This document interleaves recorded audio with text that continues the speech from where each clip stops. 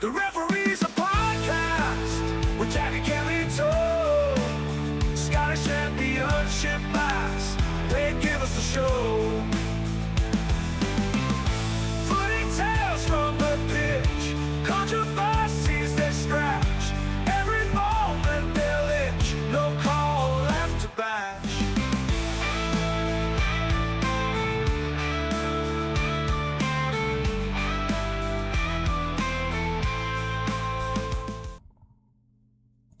Here we go again. We're back. It's the Referees a Podcast, Season 2, Episode something. I'm Cameron Smith, and always by my side here, Jack Curry. How are you doing today, Jack? Very, very, very well, Cammy boy. I hope you're doing well also. Everybody at home, hello. I hope you're all doing well, ladies and gentlemen. Cammy boy, how's your week been? Yeah, not too bad, not too bad. It's gotten a little bit colder and wetter again this week. However, today's Thursday, a day later than we usually tend to record the podcast. But for me, it's Friday because I'm off tomorrow for an extra long bank holiday weekend. So off Friday, off Monday. So my week has been fine, but it's about to get better. What about you?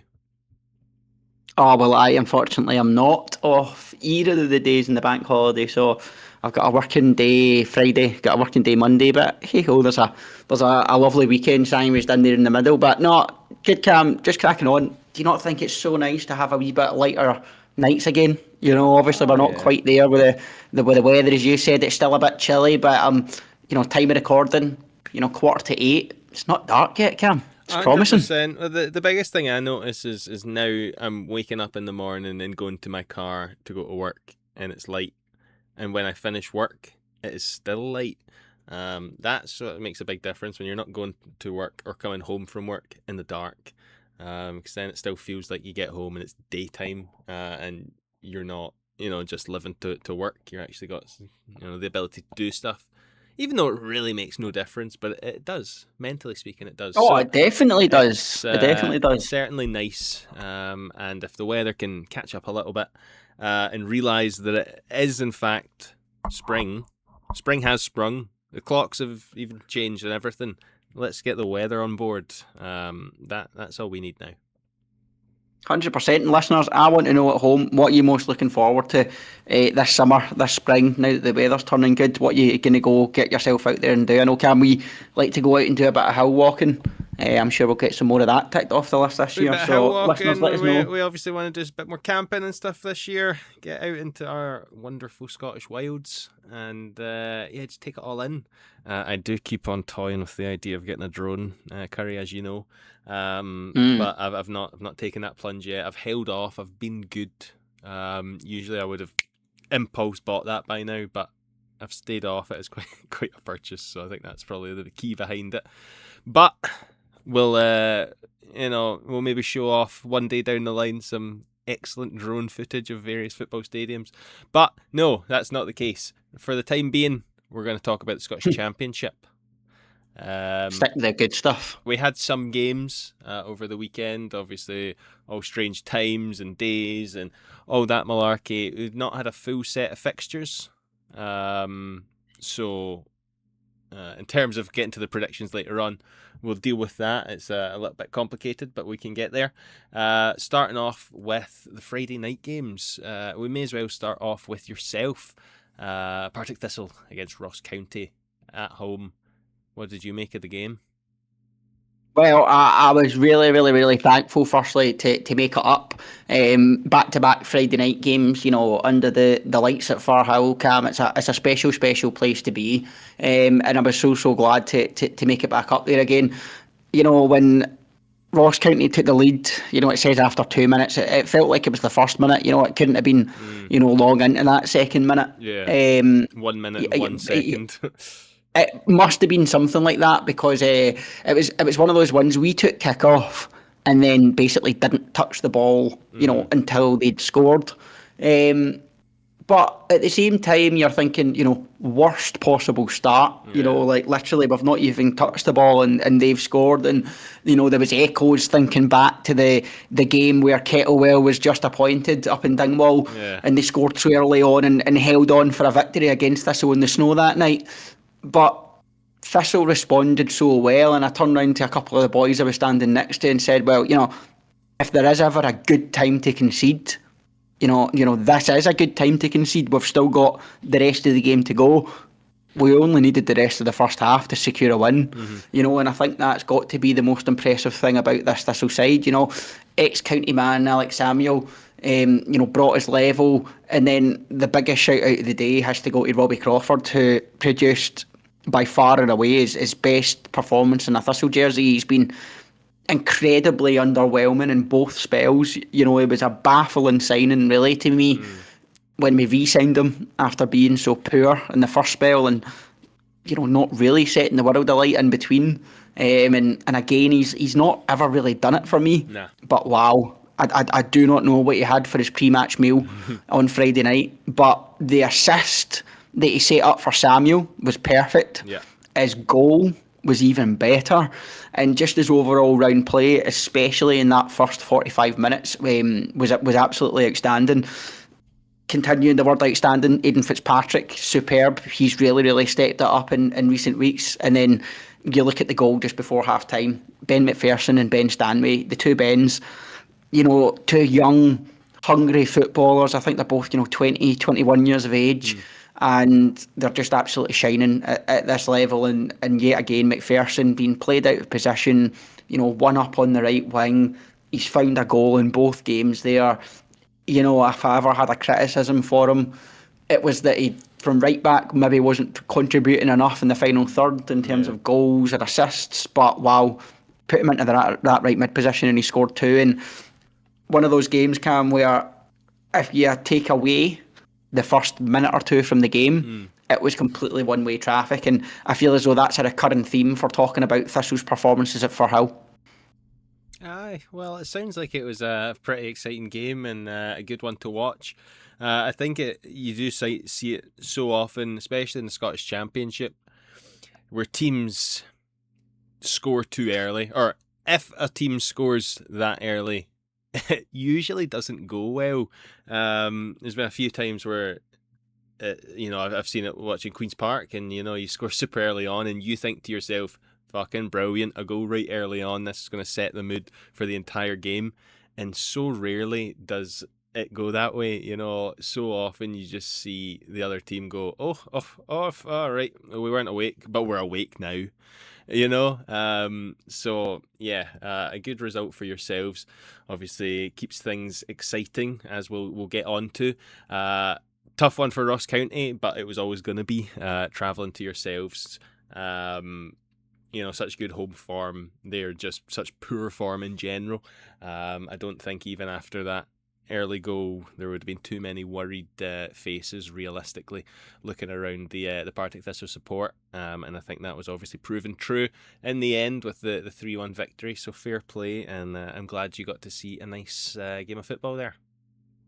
Absolutely. And one of the things I noticed about Ross County, and I'm sure this is something that the Ross County fans have seen week in, week out, and you look at their goals against column, it's by far and away the worst in the league at 48 conceded.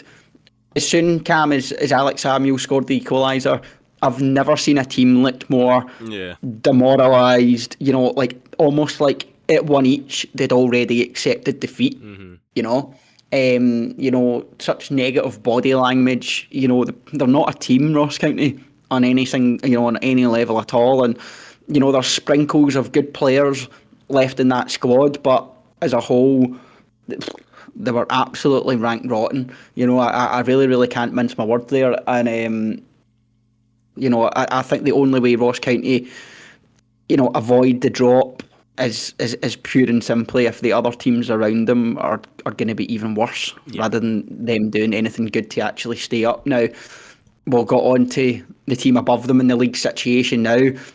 You look at the two teams either side of them, Cam, they've both got a game in hand over Ross County as well. So, on a points per game basis, you could probably say they're actually sitting bottom of the league just now. But that is on Airdrie to actually go out and put some results together. 100%. Obviously, I sent it to you during the week there.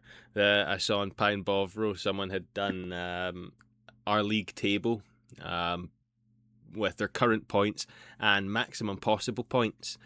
and Ross County were sitting bottom of that with the least points available, due to the fact that, yes, Airdrie do have that game in hand. So it certainly is at this moment in time a worrying position, and look for Ross County. The one benefit that they have is their last games, I'm pretty sure, are all against teams in and about them. So, their future is almost, in a sense, completely in their hands to a degree. Obviously, they can't account for what the other teams do against them, but if they really pull the finger out, find another gear, and just decide that they're going to win all of their last games, that's probably the only way that they make it out of this. Yeah. And if I was to give Ross County, any kind of sort of credit, they had big Ike Piazzu up front, who for them, unfortunately, had to come off injured in the 24th minute, just before we got our second goal, and he was proven to be, quite a handful up front, and he's a big boy. He's a big lump. He's the one I was talking strength. about when they beat us at our place 1-0.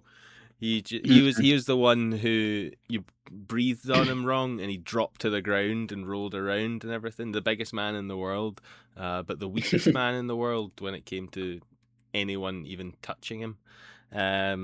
Frustrating player, but yes, certainly a presence.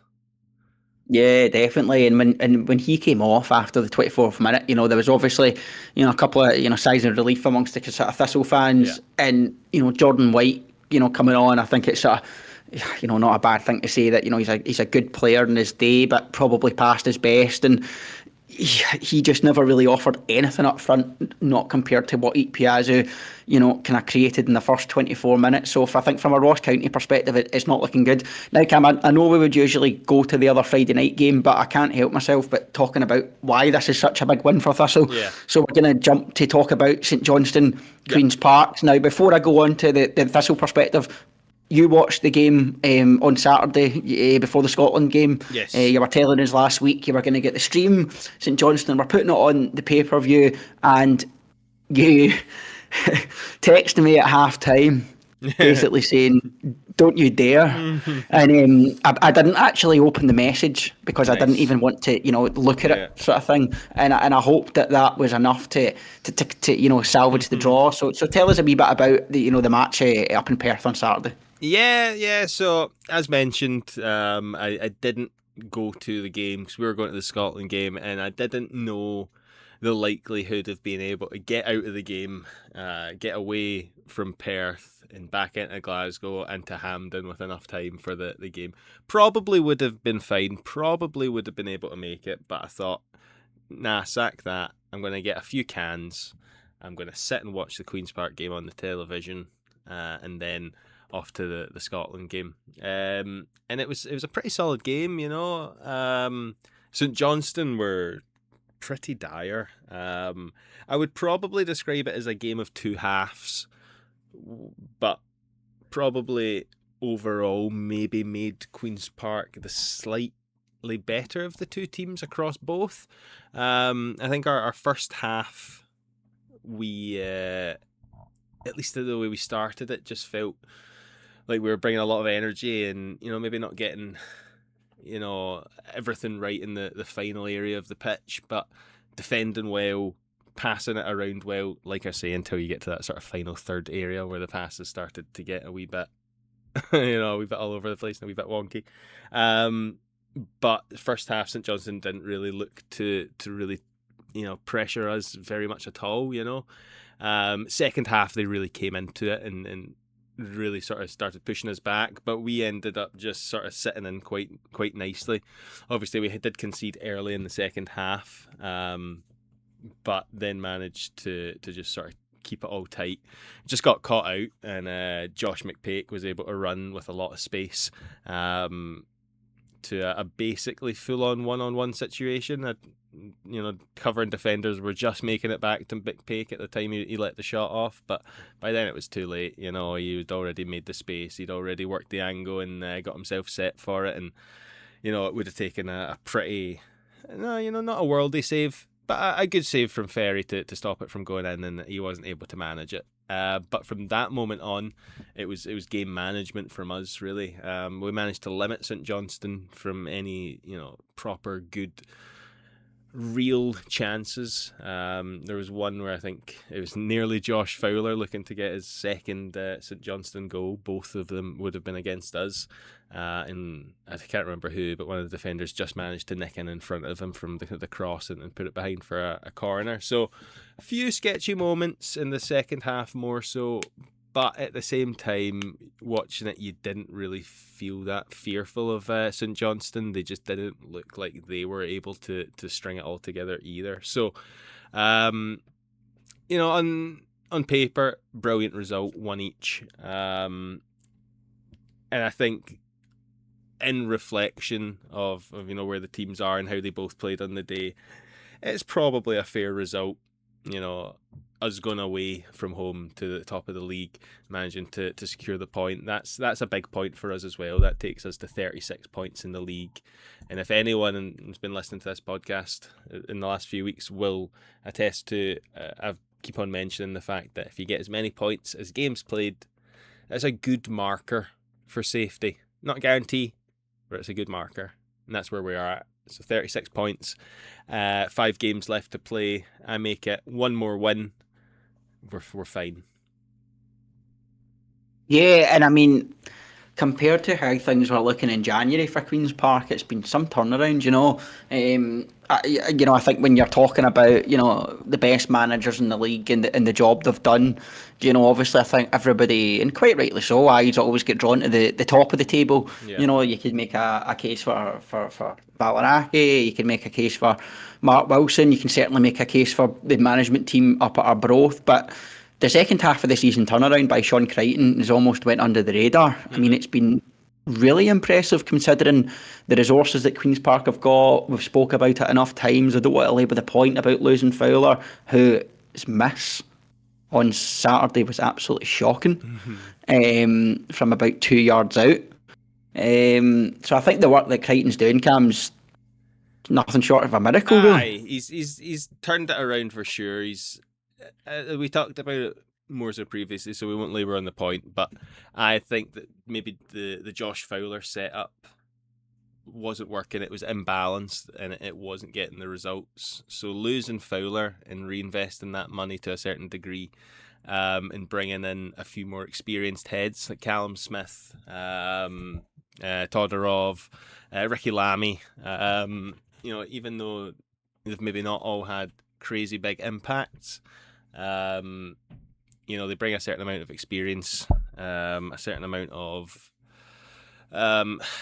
grit and determination, and just showing some of these younger guys a little bit more, something a little bit different. And like I say, maybe just the entire team becoming a bit more balanced, being that you don't have such a heavy spearhead in Josh Fowler. I'm very pleased with the way Crichton's managed to turn it around and instill a little bit extra fight in these players who didn't really lack fight before, but they did have a certain case of head dropping quite a lot, but they've managed to turn that around, and there is a bit of a never say die attitude. So it is fantastic that he's managed to instill that, and if we do secure safety, it will be because they've managed to find that extra gear, and Sean Crichton has managed to get them playing well. So yes, all props to the management team and the players they're managing to just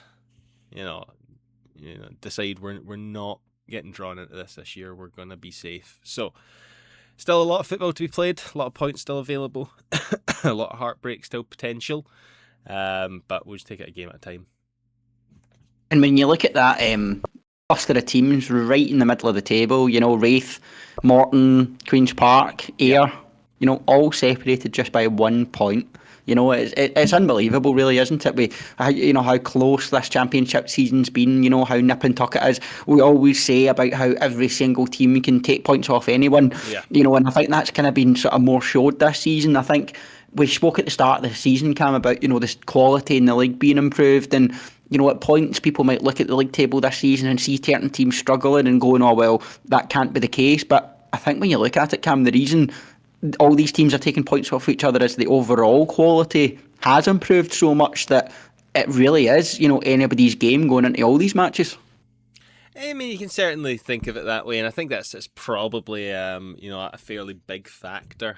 The one thing I would say as well that maybe detracts is, and I don't know if it's any worse than any years in general, but I feel like the refereeing this year has been god awful, absolutely god awful. Now, as I mentioned, referees aren't fantastic anytime really, they're always the source of a lot of frustration, but I just feel like some of the displays that I've seen this year has just been just absolutely appalling. So I don't know if that's had an impact on the way the league has panned out, just on sheer crazy decisions and the amount of stoppages in every game, and players dropping to the ground. It's almost like it's the sort of money side of football is even taking over the Scottish Championship, and it's all dropping to the ground and trying to bait out cards and all that stuff. And I just want to see more good football, a wee bit of physicality in it, a wee bit of fight, and that's what the Championship's all about. It's about sometimes being able to boot someone up into the air a little bit. It's always had that wee bit of feisty edge to it, hasn't it, Cam? Yeah. It's always got that edge, and that's what football fans I think we love, and you want to see a good tackle going in, a bit of good atmosphere, all that kind of stuff. So yeah, I think that maybe people sort of disagree with you there. And so one thing I want to ask you about, you kind of sort of touched upon it there, talking about St Johnstone. You weren't very impressed, by them. Thistle have now closed the gap. Yeah. It's level games played.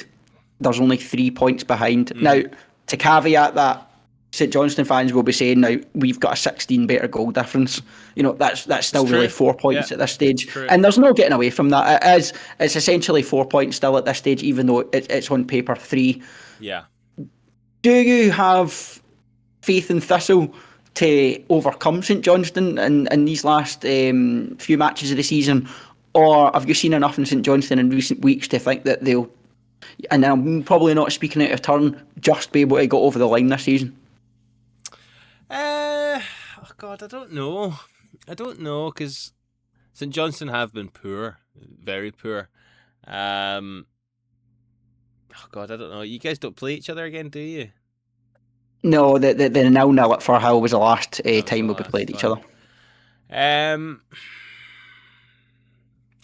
I certainly wasn't impressed by them. I think you do have a solid chance of doing it, if I'm honest.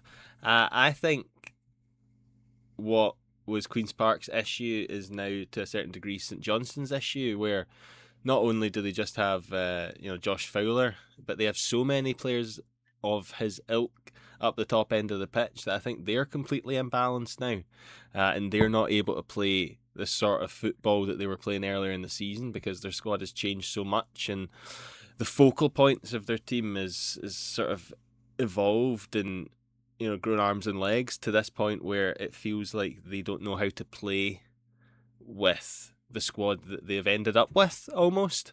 Or at least they don't know how to perform to the same degree that they were earlier in the season. Because the start of the season, they looked absolutely unstoppable, unbeatable machine, scoring goals for fun and winning games easily. But it's been a labour for them as of late, and they've been dropping points left, right, and centre. So I don't know. Obviously, it would require Partick Thistle essentially being perfect from now to the end of the season. So to put that back to you, can Partick Thistle be perfect from now to the end of the season? Probably not. It's going to be the honest answer. Now, but not impossible either. I think the thing is, it's quite interesting when you look at the final 5 games of the season. Us and St Johnstone's fixture list is almost identical, right, in terms of we both play Ayr, we both play Arbroath, we both play Airdrie, and we both played Dunfermline. Yeah. Obviously, some home, some away, split differences. But at the 5 games left, we'll both play 4 of the same teams. The only difference being we play Queen's Park and they play Wraith in one of those games. Mm-hmm. The only thing I would say on that, if you wanted to be really pernickety, about this. You could argue St Johnstone have got slightly trickier games in that we both play Arbroath away and we both play Ayr away, but they also have Dunfermline away. Right, okay. So, you know, going to Dunfermline, Buzz. we have Dunfermline at home, we have you at home, we have Airdrie away, and their final game is Wraith at home. So, not final game of the season, but their final game of what I've spoken about. Yeah. Their final game of the season's Ayr away. But it's going to go right down to the wire, I think, Cam. I think we'll need St Johnstone to slip up. But listeners, let us know what you're thinking. Let us know how it's going to go. And Cam, it's just going to be a wait and see now at this stage. Yeah, 100%. 100%. Game at a time, that's all you can do. And yeah, we'll certainly see how that goes on. But we're going to move on now because we've been talking only really Queen's Park and Thistle this entire time. We've got through 2 games and we're a fair chunk into this. So we'll move on to the other Friday night game that we've glossed over initially there. Wraith Rovers with a fairly commanding victory over struggling Ayr United. Obviously, we did have a managerial change following this game. What were your thoughts on the game itself? Well, you know, you've seen the score come in. 3-0 Wraith Rovers after, you know, Thistle really put a body blow into Ayr midweek. Yeah. I think that we spoke about it, Cam, for months now. You know, how much longer can Scott Brown have? I mean, if he wasn't going to get sacked after a 3-0 defeat against a mince Wraith Rovers side, he was never going to get sacked. You know, I think it's a gutless, spineless Ayr United team. You know, they come away from Starks Park with 1 shot on target, if you believe the stats are correct. You know, and you just look at the team that's even ended up as the starting 11 and it's poor. You know, that's not a good team that started that day. And when you look at the calibre of player that Ayr United had at the start of the season, what the hell has Scott Brown done down there? You know, it has just seemingly went wrong on every level. You know, the squad's got worse on the pitch, the performances have got worse on the pitch. You know, they've went backwards down the table, and to be honest, Cam, they're so badly out of form that if it wasn't for Ross County and Ayr Geonians being so bad, they'd be an absolute stick on to go down. 100%. I think they've been suffering all season, I think, with the thing that St Johnstone are starting to suffer with now, or having too many good players, not being able to fit them all in at the same time, so having to jiggle it around so that you give them all an adequate amount of game time, and in doing so, not able to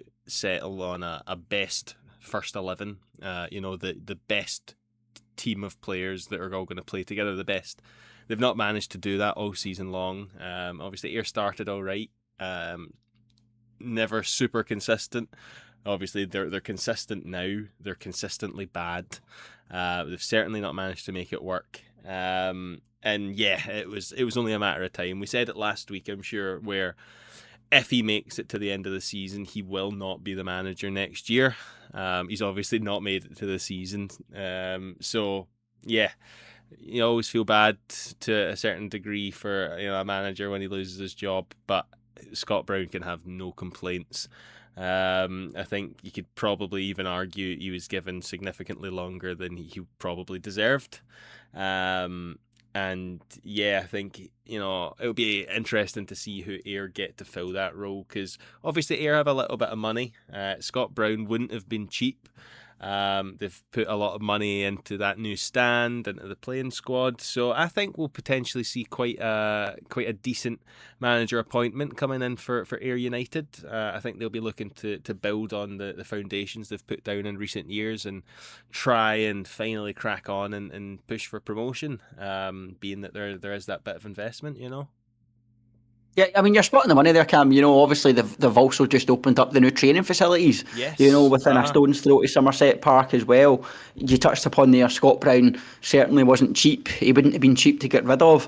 You know, and I'm not, you know, looking to belittle Ayr United. You know, they're not the biggest club in the world. You know, they don't get massive attendances really, you know, so they're not this kind of club where they've got the revenue streams, you know, and they've got all of this stuff to have an endless pit of money, as you said, to be, you know, doing up the stadium, you know, brand spanking new training facilities, sacking managers willy-nilly.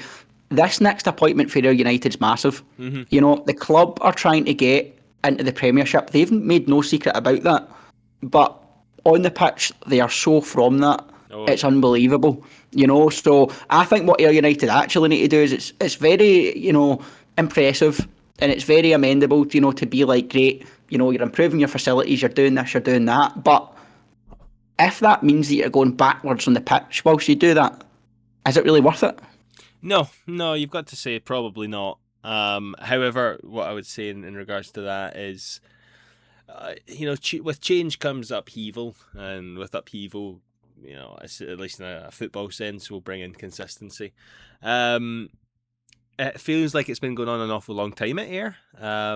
But yeah, you're right in the fact that the next manager it's going to be an important appointment, because they're not going to be wanting to, start flying through managers like some other teams in the division have been doing in recent years. They're going to want someone to come in, steady the ship, good head on their shoulders, knows what they're going to be doing, and has a plan. It feels like they've been a little bit aimless. It's like, oh, there's a good player. Yeah, let's get him. Oh, there's a good player. Yeah, let's get him. Oh, that good player, he's available. Let's get him. Without any real thought as to whether it was someone that they needed or someone who would slot well into their team or their system. And this goes back to what we were saying about Scott Brown last year, is we didn't think he knew what his best system was. So I don't think you can build players into a system if you can't settle on the system itself. So yeah, they'll be looking. I don't think we'll see an appointment until the summer. Obviously, they'll start taking their time now and seeing who's going to be available and see who's willing to sort of have that conversation. And I suppose what they've got to do first of all is just ensure that they don't get relegated. Obviously, looking unlikely, but an eye on it. Because I was going to say, because obviously they've brought in John Rankin as sort of caretaker, if you like, until the end of the season. How much of a chance do you think he's got to land in at full time? Oh, it's going to depend how he does in these last 5 games of the season. If he wins all 5 of his last games of the season, then he's got a good chance. I think anything less than that, probably not. Just pure and simply for everything that we've just said, they're going to want to make a good solid appointment that's going to make everyone sort of lift their head and go, oh right, okay, that's a good manager signing. I don't know if John Rankin has that ability. I don't think it's like a turn your head appointment. I think they'd be looking for someone with something a bit more, but you never know. He is obviously a good manager, knows what he's doing, knows this level very well, so it wouldn't obviously be a bad appointment, but I don't think he's nailed on for it. It will be purely on his performance, whether he gets that, I think.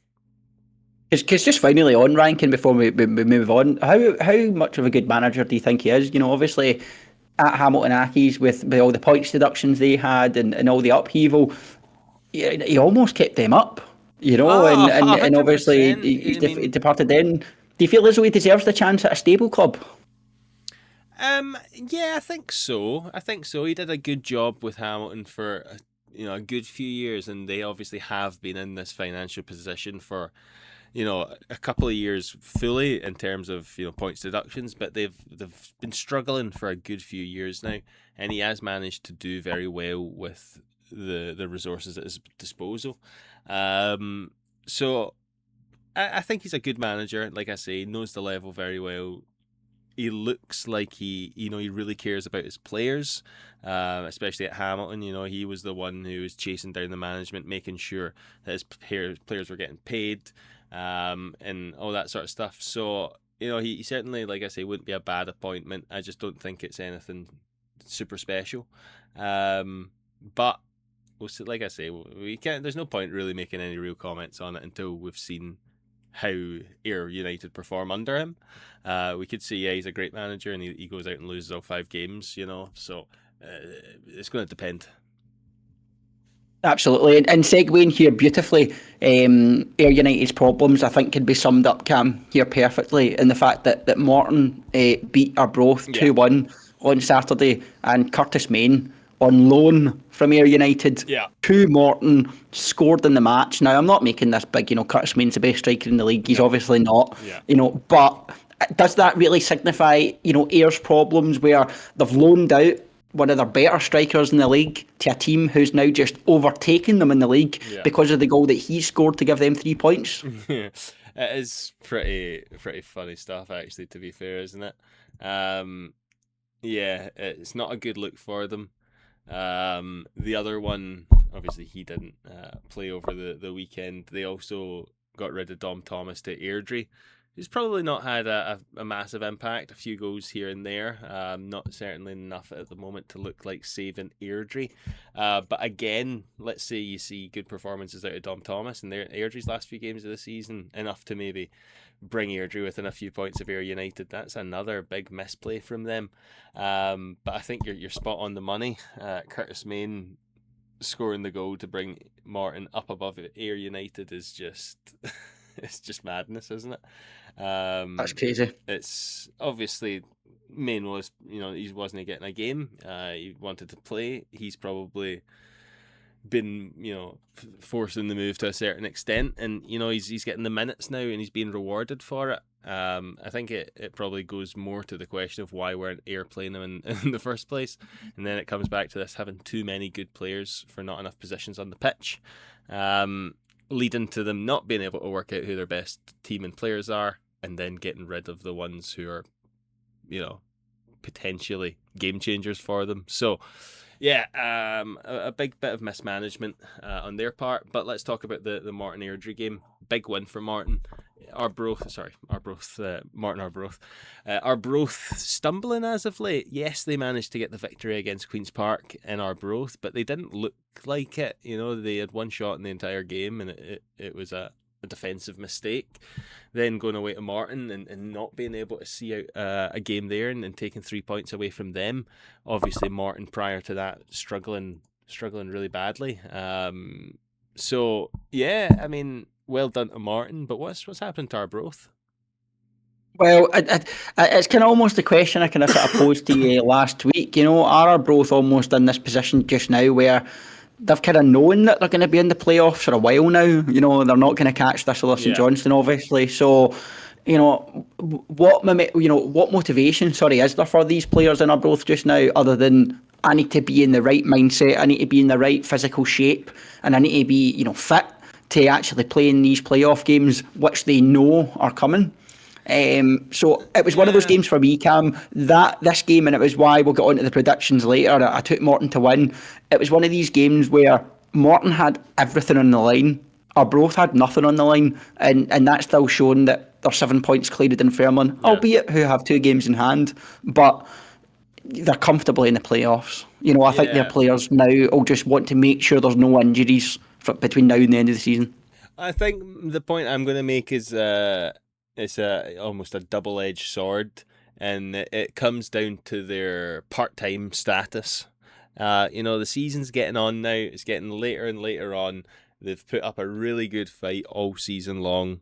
And as part-time players, they might just be sort of getting towards the end of their tanks, not being able to find that extra gear to go and get a win and goal. 4 draws out of their last 6, 1 win and 1 loss. And like I say, that victory it shouldn't have been. So, obviously, like I say, them being part-time hindered them a little bit there. But I think that's the double-edged aspect of it, where what these players actually are looking for is a move to a full-time team. So you would maybe start expecting them to, at least on an individual basis, some of their players to start playing out of their skin a little bit, trying to find that, I was going to say big money move, but for a part-time to a full-time contract, it's a big money move, So I am a little bit disappointed in their recent performances. I still think they have it in them to still win a good few games out of their last 5. So I wouldn't write them off for sure of that 3rd place. But like you say, they're certainly comfortable in the playoffs at the moment. Yeah, absolutely. And I think they're the kind of one team nobody will really want to play in the playoffs, because we've seen what happened the last time they got there. They were almost a lick of paint away from getting to the Premiership, if it wasn't for Kelly. So, Arbroath are certainly a team where, even if they kind of have this dip between now and the end of the season, they're certainly one to keep an eye on when it comes into the playoffs. Yeah, for sure. And that rounds off the weekend matches there. We obviously did not have Dunfermline against Airdrie. Is that what was missing? Yeah, Dunfermline against Airdrie. That's been played on the 14th of April. So we'll come back to that at a later date. Not next week. Yeah, maybe next week we'll be touching on that game. Now we've got another set of 4 games this weekend, and I'm not quite sure why the Queen's Park Wraith Rovers game is postponed or pushed back. It is also, funnily enough, being played on the 14th of April. I don't know the reason for this game not being played this weekend and instead being played on Tuesday. I didn't actually know we weren't playing this weekend until I looked at the fixtures. I was going to say, no game for you this weekend then? No game for me this weekend, and I didn't know that until earlier on today when I looked to see who we were playing, and we weren't. So I was going to say that night out this weekend's looking a lot more promising now that you've got fuck all to do. That's certainly a point, even though it was still never Saturday anyway. But there's still 4 games and a midweek game. There's 4 games and a midweek game, so there is still the 5 games. Starting off, the Saturday games are both against St Johnstone. Obviously, we've just talked fairly lengthily about both of these teams, actually. With all things considered and what we've just said, this is one of probably the hardest games to actually predict. 2 teams really is. Not playing up to where we know that they can play, but it only takes one of them deciding that they're going to show up that day for it to be a bit of a whipping. So what are your thoughts going into this first weekend game? There's one word that can sum up this game for me, Cam, and it's pressure. St Johnstone are under pressure. Yeah. And this isn't me trying to, Thistle, I'm going to make some big outlandish statement. St Johnstone are under real pressure here for me. They were in a very commanding position. They were handed the title, by certain pundits, Jonathan Sutherland, and people, and they now face themselves. What it really turned for me was the midweek game against Wraith Rovers when we won, and then for us to then play again, and St Johnstone to see Thistle win back-to-back games and close that gap right down. Yeah. They would have been nervous going into that Queen's Park game, and they did not obviously put in a good performance. It's now, if you're a St Johnstone fan, if you're a St Johnstone player, the one thing they need now is a good, comfortable win to reinstate a wee bit of confidence. Going up to Arbroath when Storm Dave's coming in and winds are set to pick up to 50, 60, 70 miles an hour is not the place to go to get a comfortable, confident result. So I may have just sat there and slagged off Arbroath just now, but this is the last place that St Johnstone would be wanting to go to on Saturday. Yeah. So I think I don't think St Johnstone are going to have an easy ride, and I think if Arbroath want to turn up and get the win and play to their strengths, they certainly can. Yeah, no, definitely. The Storm's going to be a big factor in it as well. Like you say, the wins are set to pick up over the weekend. And Arbroath is a windy place at the best of times, so certainly not a place that you want to be going this weekend. So good luck to all the St Johnstone fans making that journey to Arbroath. It's going to be presumably a tough day for you, but we'll all be keeping our eyes hotly glued to the score coming in on that one. Next up is your lot. You're away to Ayr United, struggling Ayr United, looking to inflict a bit more pain yet again. Will you be making it to Ayr on Saturday? I will be indeed, Cammy boy. I'm really, really looking forward to it. Ayer's one of my sort of favourite away days, if you like. I think I've spoke about it before in the podcast. I love the terracing behind the goal. Yeah. I mean, that's probably as far as it extends to loving Ayr United. The toilet facilities are less to be spoken about, etc. Yeah. But, the stand behind the goal, the acoustics with a great Thistle support, Cam, it's no secret. We went down there in a couple of playoff games, big wins. So I've had some really, really special nights down there. So, yeah, really looking forward to it. The only slight thing you would say is I still wish Scott Brown was in charge. And again, if he wasn't going to be in charge, I wish it was still some, cobbled together management team of maybe an experienced player and a coach that's left. But So having John Rankin and, the players, if you think if a manager like Scott Brown's got sacked and everything's been going so wrong, there's going to be such a weight of, a lift off the shoulders of their United players. Some of them will be so relieved that he's gone that they'll just put in a good performance no matter what now on Saturday. So I think your United will be a slightly trickier game than some are making it out to be. No, for sure. With you there. Certainly if John Rankin already has an idea as to how he's going to play and who he's going to play and who his best players are for safety, I think he probably will have an idea of that. I think he could certainly be a tough cookie to crack down at home there on Saturday. So again, tough one to call looking at it on the face of things. And again, another exciting one for everyone keeping an eye on.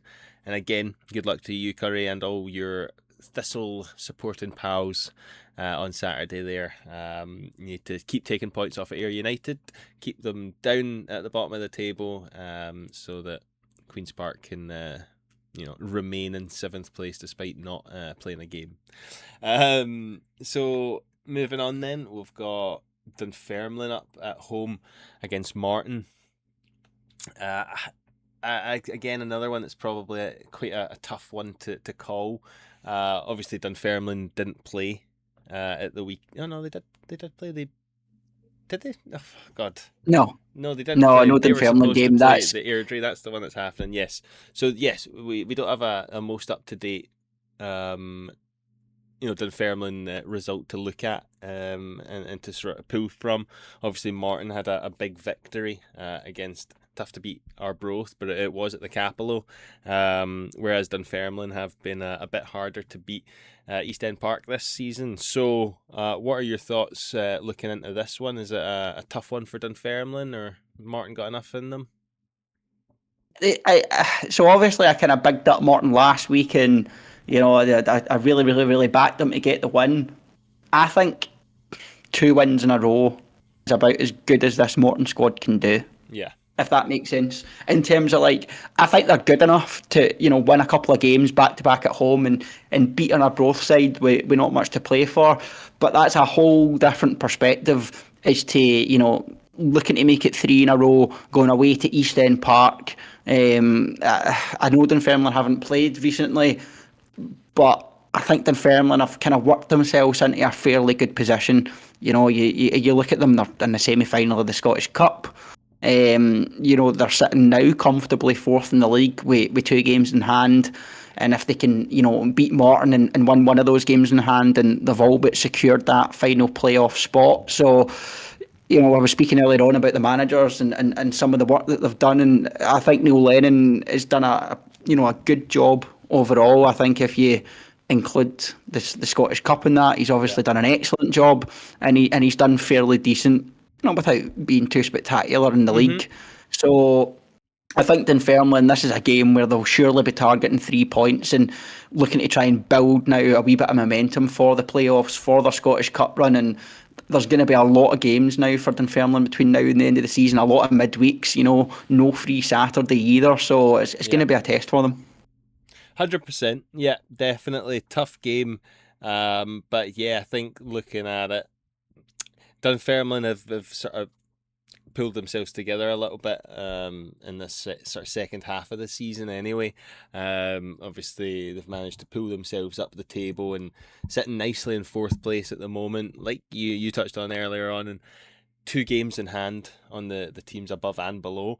So certainly a nice position for Dunfermline, if not, like you've mentioned there, a little bit chaotic and hectic for them going into the last run of the season, still in the cup, still 2 games down on everyone else. They've got a lot of games coming up ahead of them. It's just going to be whether they can manage to pull through without getting too many injuries and still managing to get the results in each of those games there.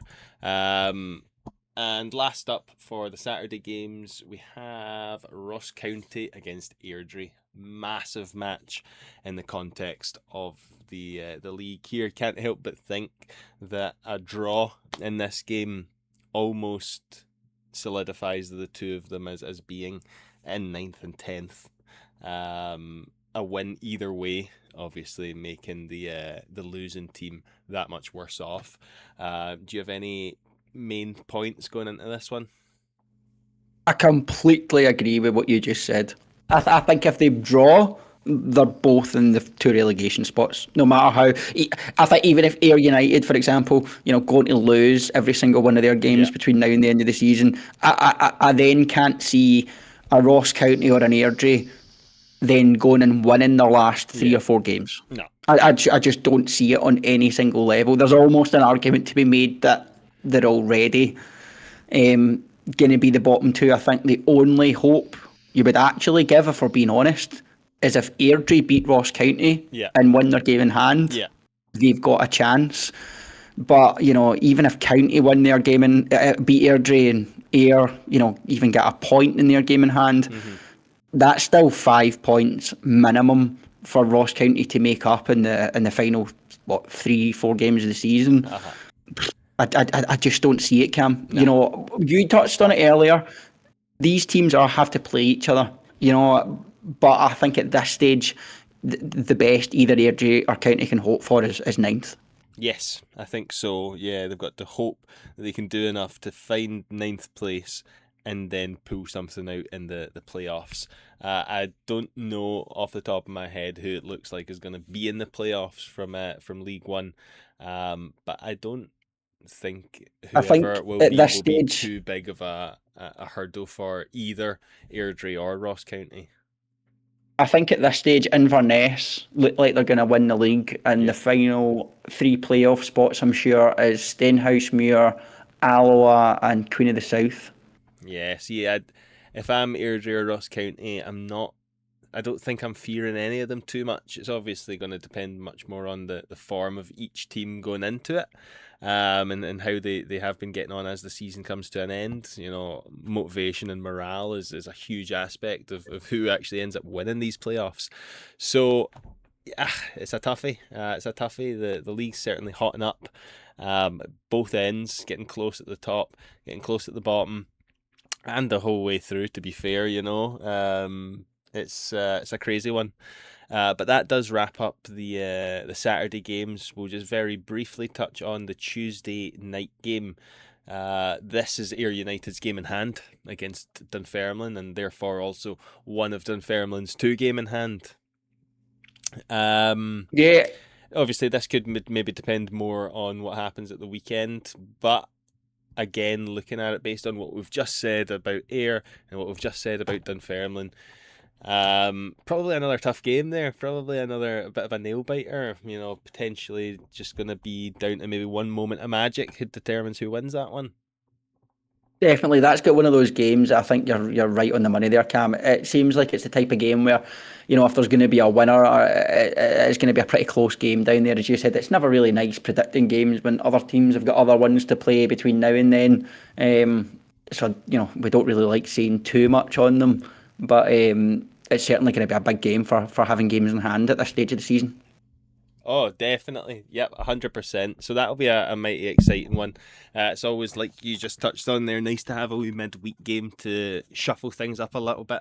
It obviously makes things a wee bit more exciting as you go back into the weekend. So, no, very excited about these games coming up. Obviously, no Queen's Park game this weekend, so I will not be in attendance at a Queen's Park game, which is... it's a wee bit rubbish, but the weather is obviously supposed to be quite poor, so you win some, you lose some. Then that takes us just quite nicely onto the last wee portion of the episode. Predictions are here now. As I touched on earlier on, we are missing one game from that weekend, so we're not going to go over the scores from last week. We will go over them after the game takes place on the 14th. Now that's going to be the same for these games that we're about to predict here. We're going to predict 4 games now, and we'll leave the last game for, I think, like we said, next week. And we'll predict it at that point, and then we'll review all the scores when they come in on the 14th. So that'll be a busy week. So we're not going to review the weekend's results there. And we're just going to go crack straight on with the predictions now. It is an even week, so that means it's you to go. But if you just give me 1 second, because I'm just getting my iPad sorted and up, I nearly forgot about it again. And is this did I have to predict Ayr United and Fairmont on the Tuesday as well, or have we already predicted that? I have a funny feeling it is from one of the weeks that we didn't predict anything. Right. Cool. So will we just include that then? No, because we've not done any of the other Because we've not done the scores rest for of the that week. So I think we're just going to leave Cool. that one. Just we cross can do that one it. out. We Cool. can do it for our own pleasure, but it's not going to be for points. Cool. That sounds Okay. right. Well, I'll get cracking then. So first off, Arbroath, sorry, St 1 sec. Johnstone. Yes. I am ready to go. So yes, Arbroath against St Johnstone. Who's going to win that one? What's the score? It's going to be an absolutely massive game, isn't it? Up there, as I said, it's all about pressure and who can handle it. I'm just going to go 0-0. I'm going to say the weather's going to ruin the game, and it's going to be totally nothingness. So I'll say 0-0. So I was gonna go for a draw myself, but I think I'll go something slightly different, and I'm gonna go 1-0 Arbroath. Oh, I love it. Absolutely love it. Fingers crossed, Cam. Fingers crossed. Well, that actually perfectly takes us into the next game. Ayr United Thistle, and I'm going to go 1-0 Thistle in this game. As I said, it's not going to be easy. Ayr United newly appointed John Rankin to the end of the season. They're going to have a point to prove. I think his biggest priority will be trying to sort out the defence and not concede too many goals. Yep. So I think it's going to be a tight game. So 1-0 Thistle. Well, you're not going to quite like this one so much because I'm going to go for 1-1 in this one. So you're going to gain a point on St Johnstone, but it's not going to be the full 3. 1-1 draw. Still, even if that was the kind of net gain over Thistle for the weekend, I don't think any Thistle fan would be too upset about that. And then Dunfermline Morton, I think I've already kind of gave away who I'm going for in this one earlier on, but I'm going to go for a home win. I'm going to say 3-1 Dunfermline. You took the words right out of my mouth, and usually I would take that as an opportunity to change, but I do feel quite strongly in the 3-1 Dunfermline, so I'm going to copy you there, 3-1 Dunfermline. Yeah, and then I think that then leads into probably the hardest game of the weekend to predict. I just really, really don't know what way it's going to go. I'm just going to edge with home advantage and say 1-0 Ross County. And I'm going to use my 0-0 for the week for this game because I think it's going to be an absolutely atrocious game. Might eat those words later, but yeah, 0-0, I think that's got written all over it. And then, as mentioned, we're not doing the Queen's Park Wraith Rovers game at the moment. And just for shits and giggles, what is the game, midweek game? It's Dunfermline against someone. Ayr United at home against Dunfermline. So we're not going to write these down, so we're just going to have to try and remember. Yeah, that's fine. So I think Dunfermline are going to win that one as well. I think they're going to win it just 1-0. I'm going to say 1 each on that one. I'll say a 1 each draw. Right. Well, you try and remember that, Jack Curry, and I will try and remember as well. But I know for a fact that I won't. But just to then recap the actual predictions that we've made there. First up, Arbroath against St Johnstone. I went for an Arbroath victory, 1-0. You've got that as a 0-0 draw. Next up, Ayr against Thistle, 1 each I've taken, and you've taken a Thistle victory, 1-0. Dunfermline against Morton, we both see that one being a 3-1 Dunfermline victory. And then Ross County against Airdrie, I've taken them 0-0. You have put a Ross County victory, 1-0. And then we I just realised a wee fake prediction midweek. I've taken a 0-0 for that, and you've taken a 1-0. Just realised not many goals were predicted this week, have we? No, very not. Not many at all. But that's the way it goes sometimes. I feel like quite often we go, oh, it's going to be all these big scoring games, and it's 2 1-0s and a 1 each or something, So the one thing I will say is we've got quite a few wrong so far this season, so maybe that's where we've been going wrong. Not many goals. Absolutely, maybe it is. But that looks like it's another episode done. Another Yes. treat for the listeners. Episode done. I don't know if I'd go so far as to say a treat, but yes, no, thank you all very much for listening. That's another episode down for season 2 of the Referees a Podcast.